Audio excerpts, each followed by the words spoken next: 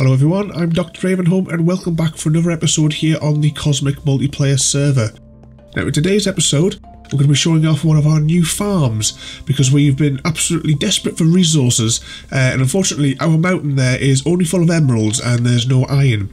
So we have built an iron farm, or at least the first stages of what's going to be a much larger iron farm. So you can see here this is really nice and resource friendly considering that we don't really have that much in the way of resources still at the moment. So let's just hop down here and I'll show you how this system works. Okay, so here we are at the top of the iron farm and you can see here it is really easy to build here. We have two villager pods on either side and we have a named zombie in the middle. Let's see if I just bring up the menu here. Can I? Nope, I can't. Try to see if I can get out of him a little bit. Nope, I can't get close enough, but he is a named zombie. You can of course as well, there's some more iron coming down there, you can of course give them an item as well and that will keep them there. But as I said, these are really easy to build. You just get a zombie, name him or give him an item to hold. You want to be at least 16 off the ground when you do this, to only allow the iron golems to spawn where you want them to spawn, which is up here, but I'll get to some of the other spawning things in a moment. You'll see here that, well of course we've got the zombie in here. It was a bit of a pain to get him into there. I had to surround him with blocks and, there's some more going down. I had to surround him with blocks and then use water really quickly from multiple sides to get him to eventually jiggle around until he dropped down into here. And then just for good measure, pop a trapdoor just above him so that he can't get out. And then above him here, using him as the centre, so we have the cauldron here. Then we have two blocks, and then this is just simply a 5x5 platform. And on the 5x5 platform, we have, you can see here, fence gates. And if we just go up a little bit here, if I can get the scaffolding to work, that is. We can have a better look here. So on the 5x5 platform, you see here along the centre there are some water source blocks, and then on the road just behind that there is another set of water source blocks. And what that does is it creates a continuous shore flow, because our goal here is to get the iron golems as far away from here as possible, as quickly as possible, so that the villagers can then think, oh, we don't have a golem, let's spawn in another one. Let's just send him down there. And of course some of our scaffolding has gone down there. I'll clean that up in a moment. But moving on, we have the two villager pods. And these villager pods, from the centre where we have our zombie, you want 5 blocks going across. Let's see if we can get that so we can count it out. Oop, there's some more golems going down. So 1, 2, 3, 4. And 5 from the centre, so the centre including our zombie there. Let's just get rid of those just in case anything spawns on them. You see here we have a little array of 3 beds, and we have inside of there you'll see that there is a trapdoor which is waterlogged, and this allows our villagers to bob up and down, because what we need to do is, so that the villagers can still access their workstations and access their bed, is we need to continuously break their line of sight with the zombie, because... Oop, got another guy here. Let's just send him down. We need to break their line of sight continuously with the zombie so that they can still work, but they are still frightened enough to spawn a zombie. So if we just go F3 and B, bring up the hitboxes and you'll be able to see their line of sight.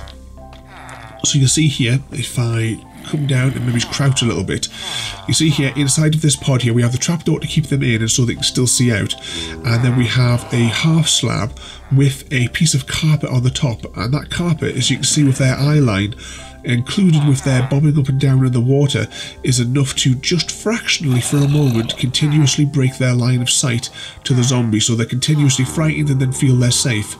So you can see there the line of sight there is going up and down, and we do this for both pods. So each of these pods are identical, and there's not much to building each of these. As you can see there is the workstation at the back, we have a block on top, we have a block for them to stand on, and then we have 2 more workstations on either side, and as I said there is a waterlogged trapdoor at their feet, and they have their beds there.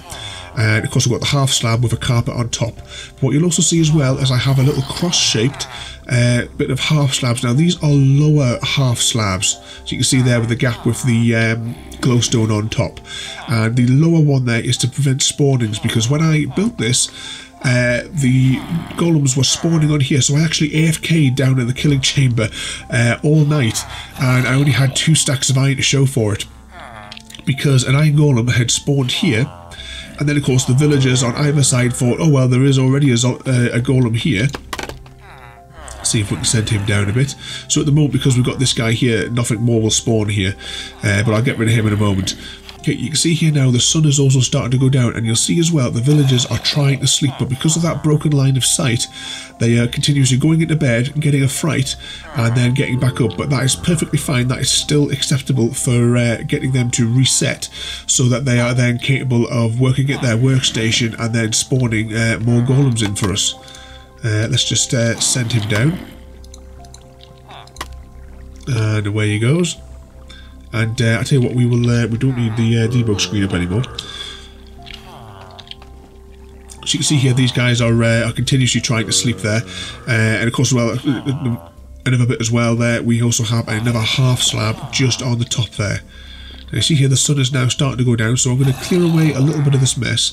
Or I should say as well, for the top platform, we also have, these are just ordinary fences along the side, and of course these are open fence gates, because part of what we need is, as well, we need to get the golems as far away from these guys as possible, so that they can decide that they need another golem again. So we need to get everybody down there quickly as we can into the killing chamber, and that's where we're going to hop down to now.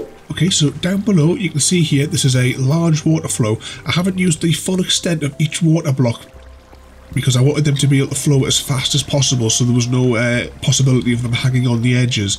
But you'll see here they spawn fairly rapidly, and then they get pushed down in the water into the lava here at the end.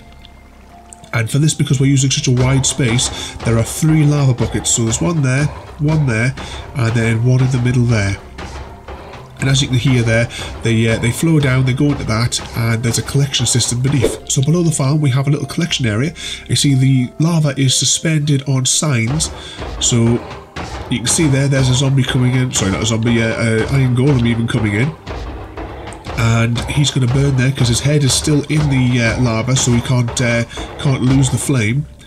And then that all goes into there and then hops into these chests. But I also have a little item sorted here because we don't want the flowers.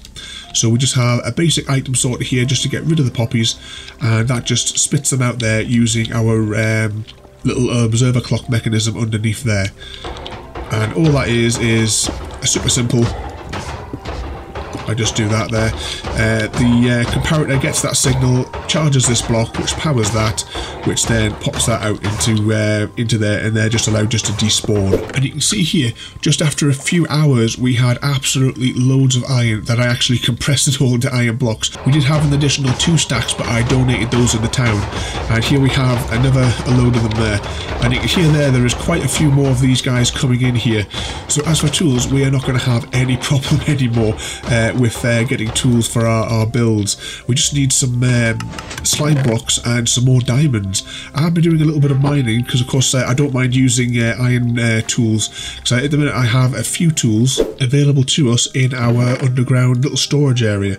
So what I tend to do as well when mining, because the speed that I mine is relatively slow, but that is in order to prevent hunger issues, because I can dig for thousands of blocks without losing any hunger.